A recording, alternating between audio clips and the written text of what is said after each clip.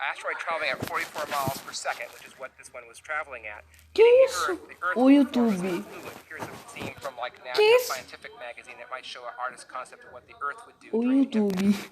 From that, Michael was very excited. We began developing storyboards. This shows more of the idea of the motion through the scene as it comes in. From there, we did a very quick animatic, only spent about a day or two, to give the idea of motion. Here you can see the large wall of Earth coming toward the camera. This is very important because, again, we have very little time to produce a shot, and also it's made up of literally hundreds of little pieces that go together to make a shot work. So having this approved, we moved on to the next step. This is what sort of assures the audience with a very quick glimpse would know that we're actually looking at France. Again, these CG buildings were built to fall apart and come in that go together to make a shot work. So having this approved, we moved on to the next step. This is what the shot looked like in just the camera original, which is high-speed photography of an explosion. This is a very unusual type of explosion using very fast 5,000ths of a second hits. We started with the idea of using CAD. This would be a very large tabletop miniature, about 100 feet across by 90 feet deep, and using concentric 14 inches of sand placed on top of the primer board, as well as mulch and a little bit of Fuller's earth, 0.4 seconds. From the side, slow down 5 times, you can see it race toward the camera position.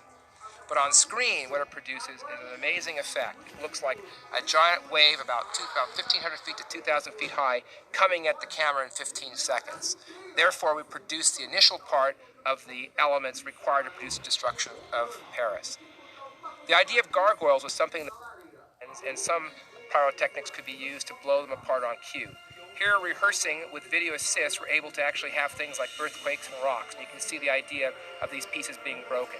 It took us several days of what it might look like if a giant asteroid came in and hit the horizon to give the illusion of reality. By putting in some pigeons on blue screen and by putting the camera move in, we got a very realistic looking shot of a large 2,000-foot wave of Earth coming in and destroying the camera. Here again you can see the basic parts, starting with the Eiffel Tower.